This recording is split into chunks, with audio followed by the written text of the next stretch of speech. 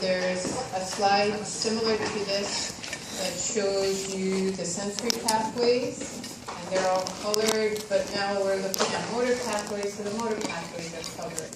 So back here we had our dorsal column pathway, and we have our spinal thalamic, spinal cerebellar pathways out here, spinal thalamic pathways here.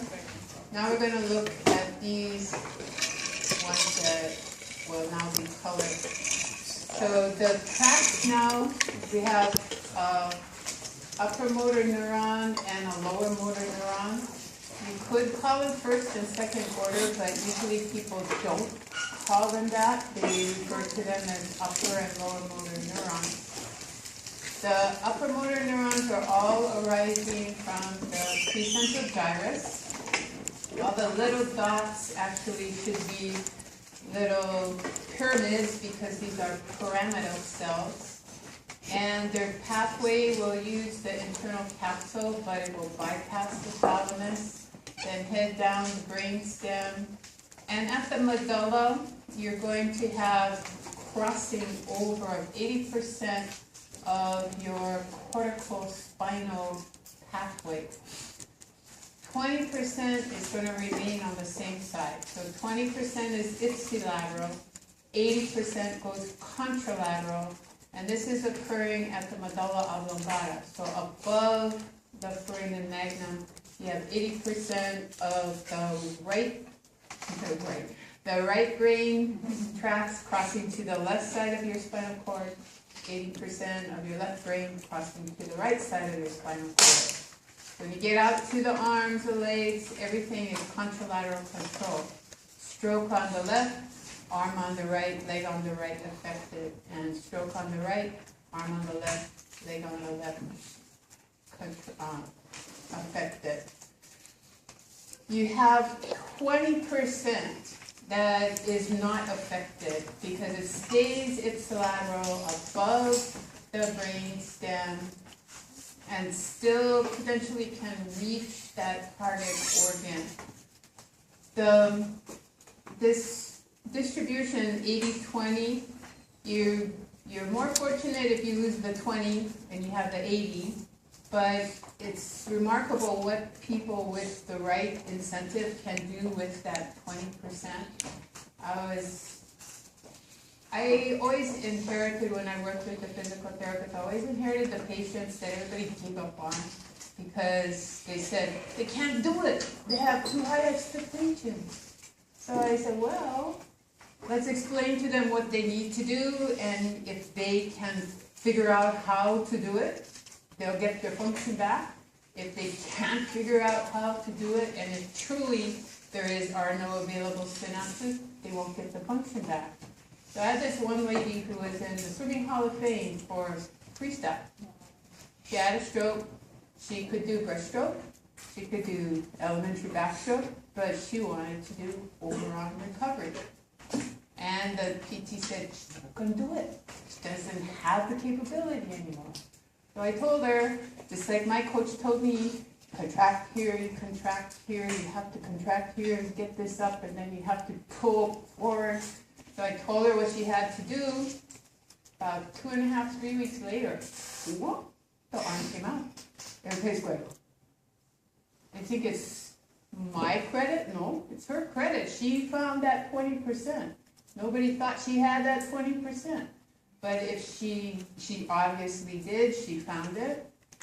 Not a beautiful stroke, but it was overarm recovery. Nobody said she could do it. So don't give up on people, because you have this 20%. You find it, you use it, you can do things with it. It's powerful. Okay, it'd be much better if you had the 80%, but then you probably wouldn't even notice any deficit anyways. Okay, another name for cortical spinal tract are pyramidal tracts. Why? Because these cells have a pyramidal shape up here in the precentral gyrus, and they're also pyramidal shaped down at the spinal cord level, where the lower motor neuron is going to lead. The upper, lower motor neurons, their cell body is shaped like a pyramid, so you can call this the pyramidal tract. You will see that becomes really important because a lot of textbooks will talk about the extrapyramidal.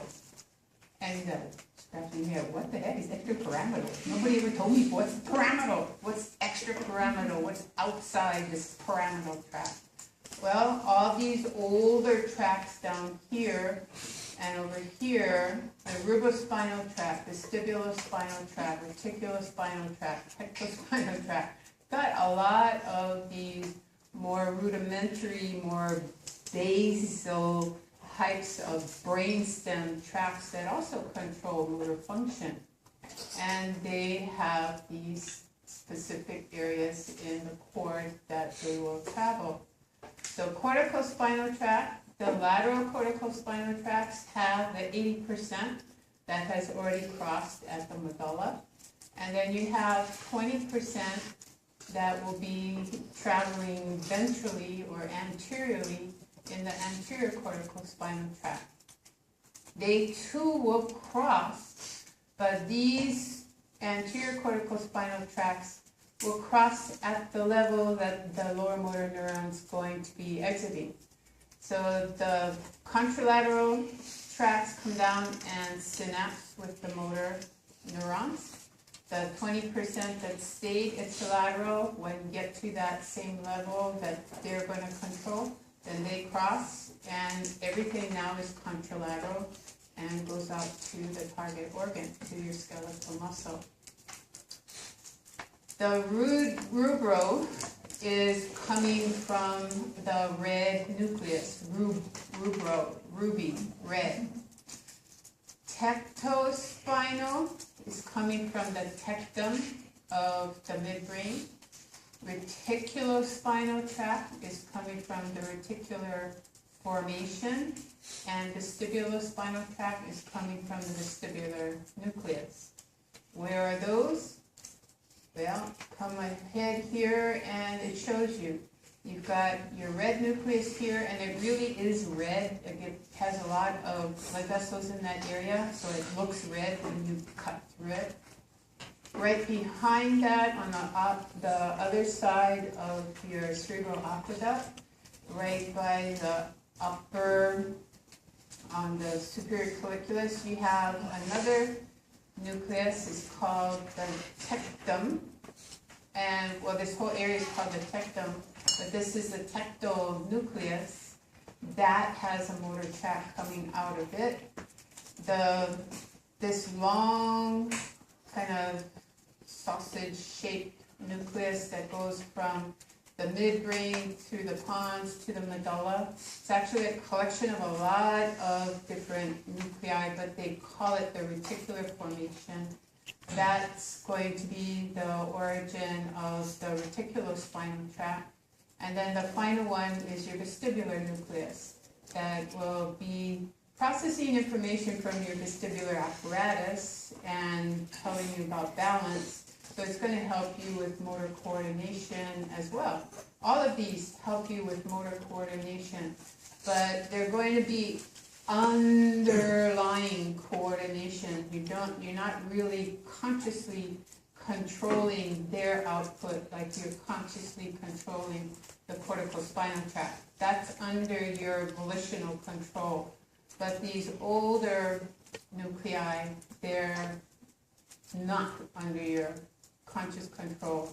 You can learn to affect them more with skill training, and you then have greater input to these, and then from your corticospinal tract and your cerebellum and your basal nuclei, and so you can help to more modify their output than actually control their output, but pretty much without all that specific skill type of processing over and over and over again, then they just pretty much work on their own. And most people who are not really into training their skills, highly refining their motor skills, aren't tapping into those those nuclei. So basal nuclei, these are large collections of cell bodies that are right around the thalamus. They're anterior to the internal capsule. One is forming the lateral wall of the lateral ventricle. These other two large nuclei are collectively called the lentiform nuclei, and then all of them together, there's another one that's not shown there that we'll see in Martini chapters, well, this says 16, but it's really 15 now in the new book. We'll see it when we get to the brain section, which is now 16, was 15, so I don't know why they did that. I sort of have a sneaky suspicion why, but anyways, it gets confusing with this. I should have changed it to 15.5. Anyways, this collectively all these blue areas, they're called a striate nucleus. Because there's white stripes here and white stripes here and a white stripe here, and then there's another little tiny nucleus out here, and there's another white stripe. All these myelinated axons intercommunicating form this striped nucleus. So we'll come back to that in the next chapter. Motor coordination, those will communicate with your primary motor cortex, your premotor cortex, and your cerebellum, and cross-check information with the thalamus. So the higher centers and the cerebellum, they kind of function together, and then depending on your skill level, may have some input to these older nuclei as well. This is just a summary of the different tracts, the corticospinal, the lateral and anterior, and the corticobulbar, which ends above the foramen magnum, and then your vestibular, tectal, and reticular, which are extrapyramidal, along with cerebrospinal tract. So use this as a summary as to what they're doing. Notice over here everything is subconscious control, but up in the corticospinal is conscious control. So motor association area, primary motor cortex, that is going to fire to send out the action potentials through the upper motor neuron. But it doesn't do it by itself. It gets input from the basal nuclei. So in order to get input back from the basal nuclei, it has to send it information in the first place. Frontal lobes, there's a lot of motor planning going on in the frontal lobe, and it helps with deciding what is a good motor response and what might not be successful based on past experiments. And so those recommendations are also sent to the primary motor cortex. A lot of muscle types of memories, motor memories, are stored in the cerebellum, and so that gets input, and then it gives input back. And it also communicates with basal nuclei, which communicates with cerebellum. So there's a lot of intercommunication and happens really, really fast. So, or it may not happen that fast if you have to practice something really, really slowly at first. As you get more successful, the successes are stored in your cerebellum and your frontal lobes. So the next motor plan, you say, yeah, that was successful, that was successful, that was not, so let's refine this and try this other technique. And then if that's more successful, then you say, see, I told you those were not good, and these were good, and now you're even better. So you start refining it further and further with this cross-checking and planning. So this is more like what happens. The arrow's going everywhere.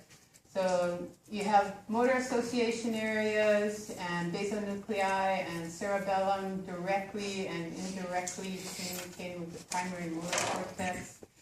The motor cortex says, okay, I'm ready, sends out a command, and it's unsuccessful, then the sensory nuclei come back through the thalamus and relay information to all these areas, cross-check the results of the effort, and then modify the next attempt. So extrapyramidal, subconsciously, a lot of people who are really skilled at doing something and have no clue as to how they do it. So somebody who picks up a ball and throws it and hits a target the first time, somebody who can play tennis and throw up the ball and they hit it and it goes into court. And they can just do it very successfully the first time. You ask them, how do you do it? They go, I don't know. Just do it. And they're the worst coaches possible because they have no patience at all. Just do it. Come on, do it. So how do you do it? Do it. Pick up the ball and throw it. Do it. And it's like, okay, so they have this ability, their subconscious level is helping them with the coordination. So really, consciously, they have no clue as to how they have done it. They have good hand-eye coordination, and so they're very successful at doing something because the extrapyramidal tract is helping them do that. And no conscious evaluation, no conscious planning really going on. They just pick it up, a ball, they do it, and they expect everybody to be able to do that, and that's probably not going to be the case. You get those as patients who have lost their function. Those are the hardest patients to work with because they have no clue as to how they used to do it, but they know they used to do it. And when you tell them, okay, now you have to learn it the way everybody else learned it, they have no patience to do that. So very difficult to work with those individuals. You have to be very patient to work with those patients.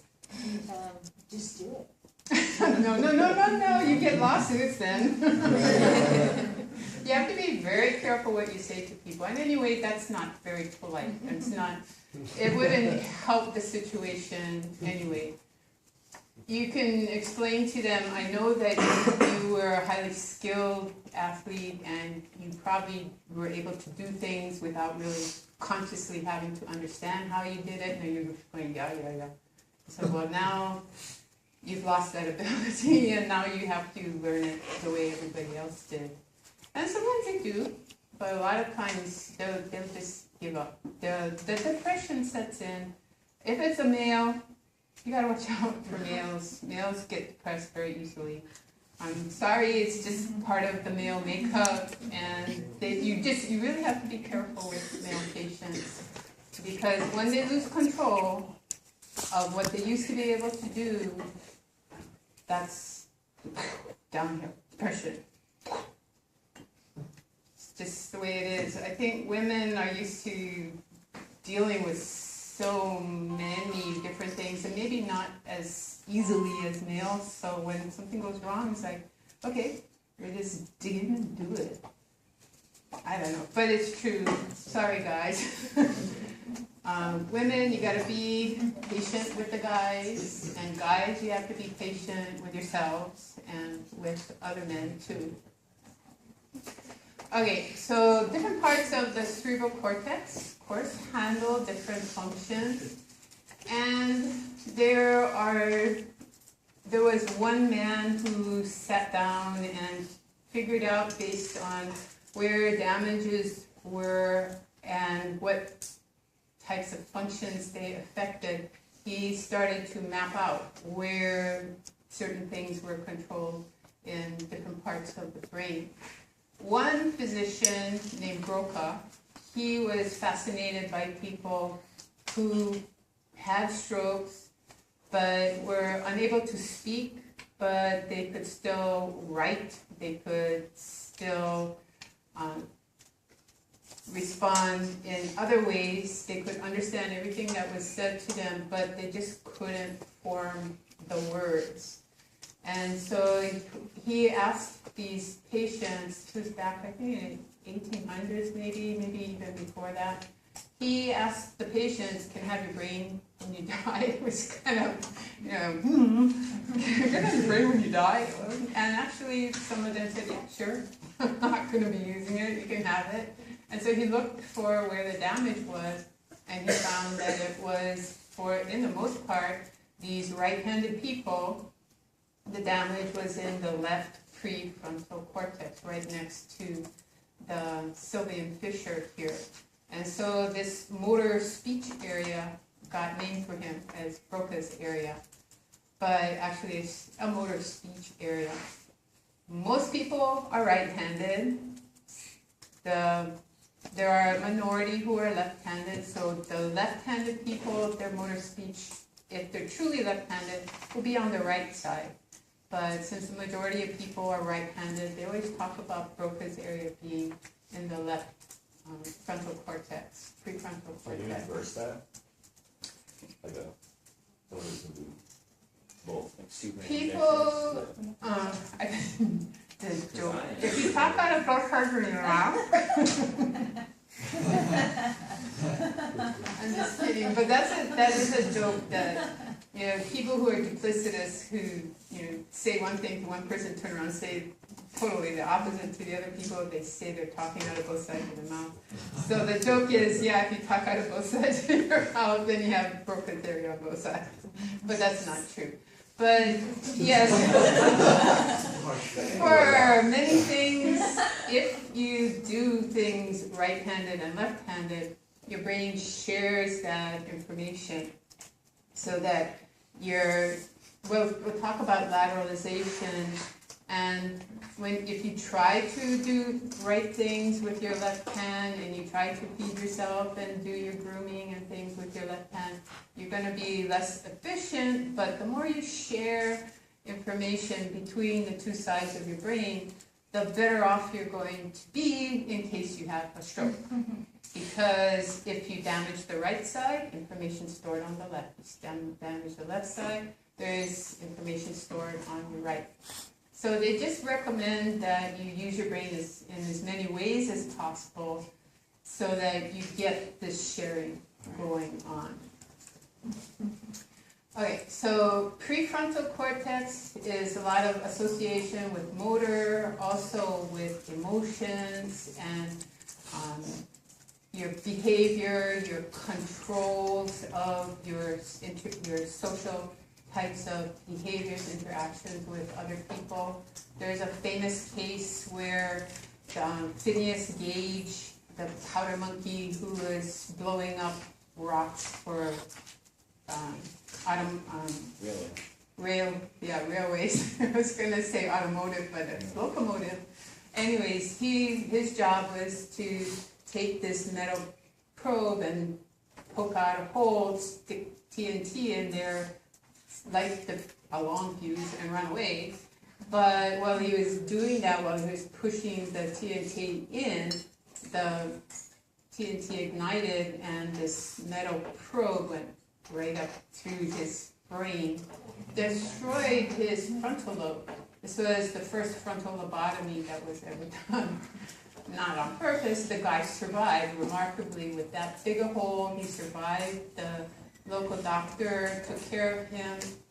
He previously was very patient, good worker, good social skills. After that damage, he was profane. He did not take care of his bodily functions and cleanliness. He was always yelling at people, couldn't hold a job. And so the doctor actually said, come and live with me, let me study you, and then I'll take care of you. And he did that for a while, but Gage couldn't stand being, studied that much. And anyway, he left and had a very tragic end. But during the time that the physician was studying this guy, he realized that this frontal lobe had a lot to do with your ability to cope with stress, to handle interpersonal relationships, and also socially interact well with people. So they used that later on in mental patients where they would be acting out they go in there and destroy part of the frontal lobe and then flatten their affect, meaning they're no longer going into rages, they just don't really respond emotionally. They're never get really excited, they never get really depressed, it's just kind of all flat there. And they don't do that anymore, right? They don't do it the way they used to, which was pretty barbaric. They take this spatula and go through the soft bone in your eye, so pull your eye to the side, go in there and kind of just gelatinize part of the brain.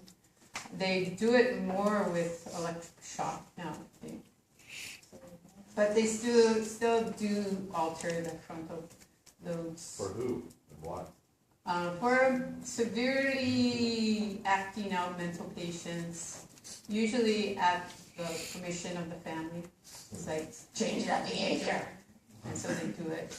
The individual might agree that, yeah, I would rather not be that antisocial, so they might agree to it. But a lot of times the family will just say, do it. And it's random, right, the results, they don't know exactly what they're doing. Not totally random, they're more specific now as to what areas they go in and destroy. Yeah. It was more barbaric early in the last century. Okay, so this area in the back, Wernicke's area, is area where you interpret things. So when you hear something and you want to make a motor speech response, you hear it in the temporal lobe and then you send that information of what you heard to this Gnostic area, which is an interpretive area. And then you plan what is the motor, what sentence do you want to form to respond to whatever you heard. So this is an association area.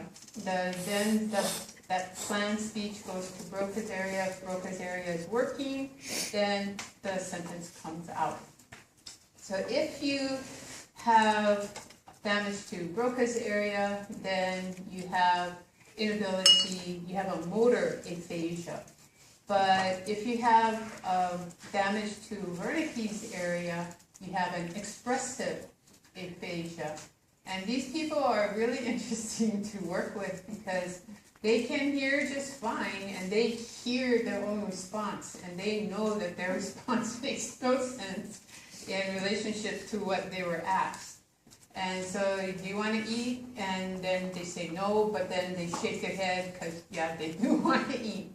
So sometimes it's a very antisocial because every word that comes out is a swear word and not a nice word. So you ask them, do you want to eat? And the F word comes out or the S word comes out. Are you feeling good today? And the F word or the S word comes out. So it's like, you just have to, they'll, sometimes they'll look embarrassed and sometimes they're just, So this Gnostic area is kind of interesting because when it's damaged, there's a disconnect. And sometimes it also is a disconnect to writing, and sometimes it's not. So if they can write the answer, they'll usually have a tablet. And so you ask them, instead of them trying to respond, they'll just write it down and hold it up for you to read. And so that works. But sometimes they can't write either, so there's a disconnect for speech and a disconnect for writing. This area also helps you to recognize persons, places, things. So you hold up this. If they know what a cell phone should be, they'll call it, if they can speak, they'll say it's a pencil. And you hold up a pencil and they'll say it's a book. And so they can't recognize objects.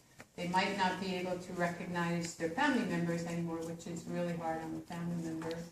And then for places, they don't know how to get from one place to another.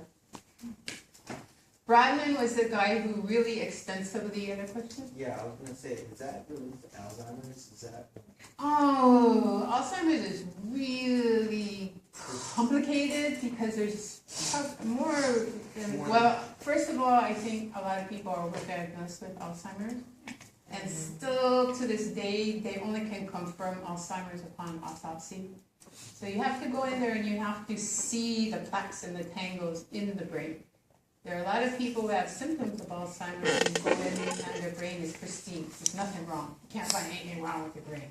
So there was something else that was contributing to the symptoms of Alzheimer's, but it wasn't the plaques and the tangles.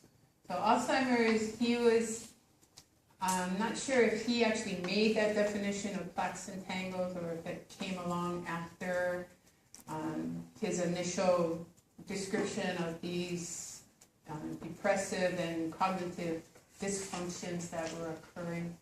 I probably should learn more about that, but I do remember that early on there were these people that would come through the hospitals and they do assessments of patients, and they'd always be putting down senile dementia, senile dementia, senile dementia. And then when I got into the graduate program in gerontology, they're like, senile dementia is a basket diagnosis. That means could be Alzheimer's, it could be simple medication reaction, it could be some other form of clinical depression. So they're really encouraging the public health people to stay away from that diagnosis because it didn't help with the treatment of the individual. It was too broad a diagnosis. But these people who were doing what they call utilization reviews, and they wanted to get people out of the hospital, out of the long-term care, and into some lower level of care, they'd say, senile dementia, no progress, discharge. Anyways. Broadman, back to Broadman. Question way in the back? Well, what I was gonna say, so does that mean that all dementia causes beta amyloid plaque to build up in the body, or just Alzheimer's? No. For a diagnosis of Alzheimer's, you must find those plaques. Can you find the plaque in the cerebrospinal fluid by doing the spinal tap then? I'm not familiar with anybody doing that because that is You a. diagnose Alzheimer's by the CSF spinal fluid finding the beta amyloid, and by the PBIP. If you find a beta amyloid, it might be there, but it might not be forming plaques in the brain. So you still have to wait till you can slice up the brain and find the deposits in the brain. And then you can say definitively this person has Alzheimer's. So the presence of the beta amyloid, it might be in the cerebrospinal fluid. I don't know that much about that. You would probably suspect that if it's elevated there, it's probably in the brain, but you can't say. Based on that, you could suggest that this person might have Alzheimer's, but you can't confirm it through autopsy. When you were talking about the disconnect between the Gnostic areas and the Broca areas, is that associated with Tourette syndrome? Tourette's, I know like this much about Tourette's. I know it's more like a seizure type of disorder, but it's not really a right left brain seizure disorder. It's like a local disorder where electrical impulses get fired, and then you get twitches, and you get the words that are kind of sputtering out repetitively, and they sound like they have a stuttering disorder sometimes, but the actual mechanism, I'm not that clear on it. And I at one time they seemed to be pretty clear on what they thought Tourette's was, and then it became really unclear again. So the more you learn about the brain, the more you learn you don't know about the brain. Really, truly. Okay, so back to Mr. Broca. Trying to get back to Mr. Broca. I'm sorry, Mr. Broadman. Broadman, these numbers have held true. His first area that he located and numbered was the primary sensory cortex, and that was the postcentral gyrus. So his number one is still the postcentral gyrus. The 4, his is the precentral gyrus, which is the primary motor cortex. And then this premotor planning area is 6. Broca's area is 44, so motor speech, that held up. This area back here, 42, 39, and 40, turned out to be Wernicke's area. The 17 and 18, visual cortex and visual association area, those also held up pretty well. So some of the other areas that he numbered, I guess they've decided don't really pertain to what he thought they pertain to, but being that he didn't have all this fancy diagnostic equipment, no PET scans and things to see the activity during certain functions, it's amazing that he could figure this much out just on looking at the symptoms of people who had had strokes in those areas. Okay, so lateralization. Why do I call it the right brain project? It's not because I want you to build the right brain. It's because the right brain is your artistic side of the brain. For a right-handed person. And for a left-handed person, your logic, your general interpretive language skills, so that's your left brain. So I noticed that people would just hand in their extra credit, the written extra credit blank. They never tried it. And so I got to thinking, well, maybe they don't feel comfortable with the writing. Maybe they're exhausted, but some people handed in blank in 20 minutes, half an hour. So they had plenty of time to sit there and breathe and relax and then write it. So that wasn't it. So I had done a project in grad school where I built a neuron for my project in histology, and I had a great time planning it and figuring out how to do it and what didn't work and problem solving that.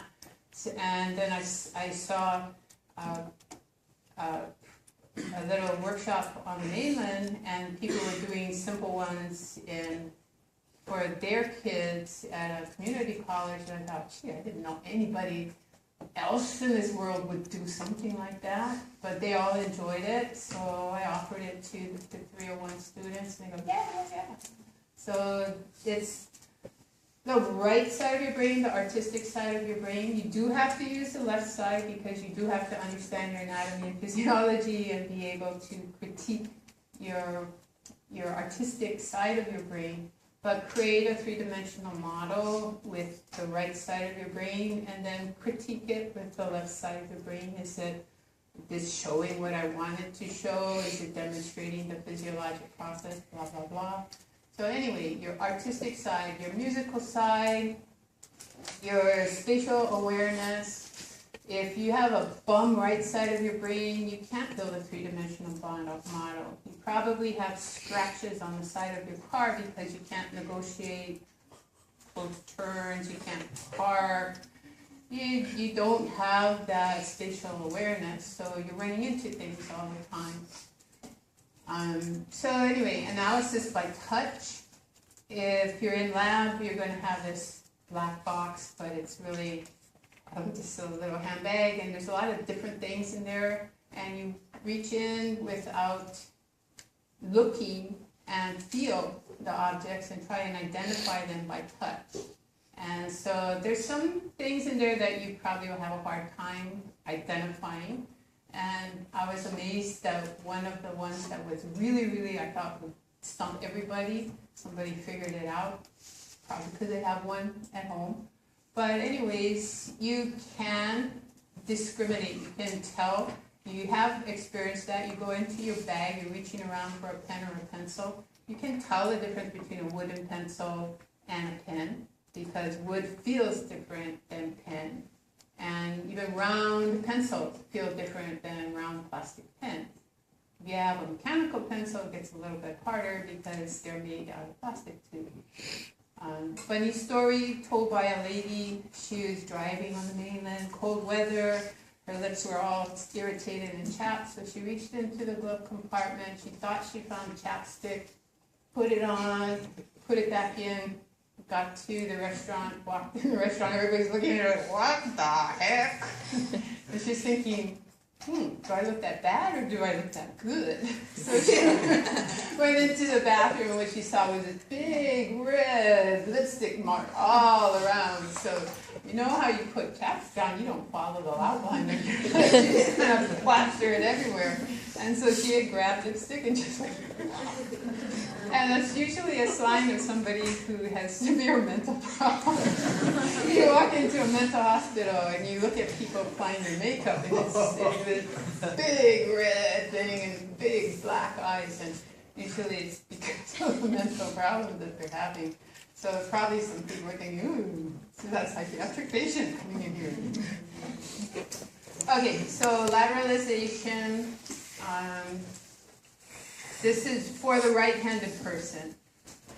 Okay, reticular activating system. This is really important. This helps you to be aware of your environment. It helps you to focus on your reading and be able to understand your reading. If this area gets damaged, then if it's really badly damaged, you go into a coma and you might die. That's how important that chain of nuclei are. But if you're reading your textbook and you're falling asleep, just slap yourself around, flip on bright lights so you have general sensory input to the brain. You can put on music. If it's not too distracting, then that will stimulate the reticular activating system. Bright lights stimulate the eye, stimulates the reticular activating system. It'll wake you up, and then you can focus again on your studies. Communicates pretty much everywhere. All the different parts of your brain will get information from the reticular activating system, and it also has a motor control pathway on down, so reticular spinal tract. So here, you look at what the reticular activating system does. You have delirium, dementia, and confusion. So these are clinical diagnostic criteria. So delirium, if you're disoriented, if you're restless, you might have hallucinations, but you're agitated. You might be alternating with other conscious states, maybe becoming a little sleepy and then awake. This usually appears quickly. It can be related to a disease, but it can also be related to a medication. So if you find these types of symptoms with an individual, first thing you do is check their medications, because it could just be that simple. They have a new medication and it's causing this problem. Change the medication, delirium goes away. Dementia is this progressively declining cognitive function. So your spatial orientation gets messed up. You start to knock things over. You can't manipulate your pencils and your eating utensils as well. Later, then memory problems come to the fore, and usually when you're just having coordination problems, you think, well, I'm just klutzy, maybe I'm a little tired, I'm not focusing on what I'm doing. If I focus really hard, yeah, I can do things.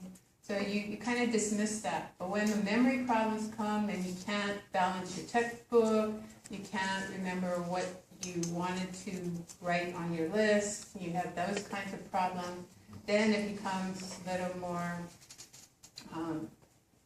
the patient and the family are more aware of that process, of that dementia onset.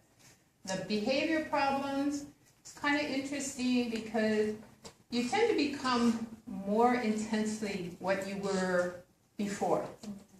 So if you were patient and kind, you tend to be even more patient and kind. If you were snippy and yell at people a lot, you tend to do that even more.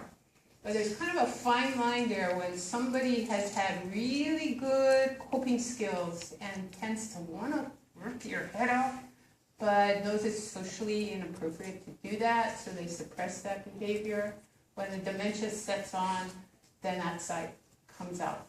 So you'll see people who used to just let things roll off the back and maybe, but then, okay, I'm not gonna let it bother me. But when the dementia starts, then they don't have that ability to suppress the inappropriate behavior, and it just comes to the forefront. And it's very surprising because it's not what you had seen in that individual before. And then when language starts to go, then usually other bodily functions also start to go, and these people need to be cared for in a long-term care facility. Confusion, we're probably all confused to some extent during the day. We have reduced awareness during that period of time. You might drive into a curb and you go, where'd that come from? And you just don't, you're not really aware of where things are. And any little movement and you're just reacting startled to that. I noticed that happens a lot more with me towards the end of the semester when stress level's really high and you can see the end of the tunnel, but it's not there yet. And people keep piling things on. You tend to get more and more confused with things. You turn a corner and somebody's there and all of a sudden you're jumping back. And why should you jump back? They're 3 feet away from you, but you were thinking of something else and they were there and it startled you and whoa, you just react. So you startle by sensory input that normally shouldn't bother you, but now it's bothering you. Drowsiness, go home, you could stay awake, but no, you're asleep. So you just fall asleep very easily. Or you're really, really excitable, so two extremes. And then it sort of resembles minor delirium, but it's not really so, it progresses to being delirium as opposed to having a rapid onset. Normal consciousness, of course, you're aware of everything that's going on around. Somnolence, you're falling asleep a lot. So extreme drowsiness, not narcolepsy, that's another type of disorder, but somnolence, you're just going to sleep. And you're sleeping longer than is really necessary for rejuvenation of your energy levels.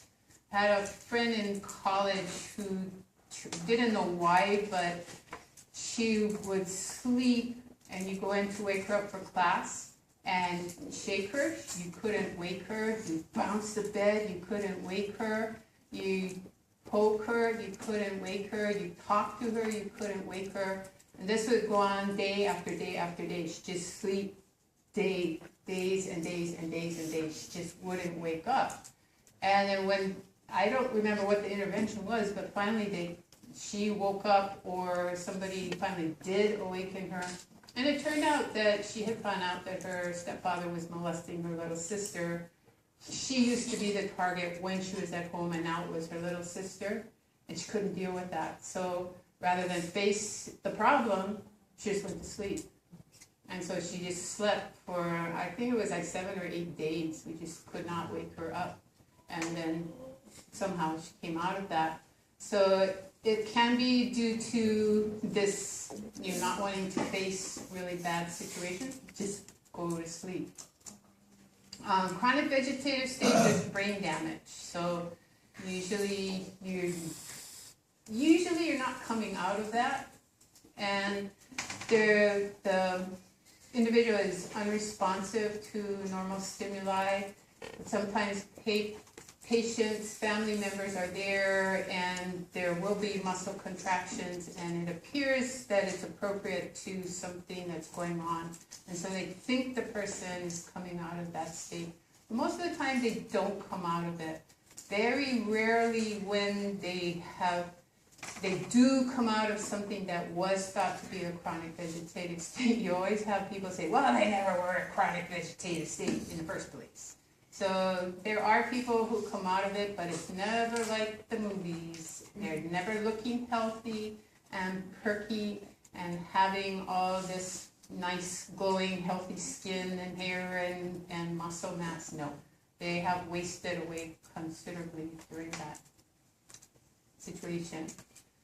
When you're asleep, you can usually be awakened by light touch, alarms going off, except when you're in a really REM sleep. And then you can, when you're almost coming out of REM sleep, you spontaneously awaken. But when you're in rapid eye movement sleep, really hard to arouse. So when we get to chapter 6 or 7, 5 or 7 in Sherwood, we'll talk a little bit about that sleep. Stupor, this is, you have repeated stimuli and you're only with really extreme stimuli are you going to be aroused. In the rest of normal everyday activity, you're just kind of, well, you're in a stupor. You're just not responding to anything that's going on around you. You're just kind of missing everything. Coma, you're not being aroused by anything. People do come out of comas, and a lot of times they are functioning behind that coma state. So when I first went to the Leahi Hospital, they were taking you from bedside to bedside, and there was an individual in a coma. So one of the students wanted to ask a question, how long has that person been in this state, and what their family members think about it. And I think it was the nurse or the doctor took us out into the hallway and said, never talk about the patient or the patient's family. They could know exactly what you're saying, and when they wake up out of the coma and they remember that, lawsuit. If you're saying something derogatory or not nice about the individual and they know it and they wake up, you're in trouble. So just assume that they are aware of what's going on, even though they're in a coma and appear not to know what's going on. Never make that assumption, because people do wake up out of comas and they do know what was going on around them. So be aware of that. So they're not being aroused by stimuli, but that doesn't mean that their sensory system is not functioning. Okay, take a break.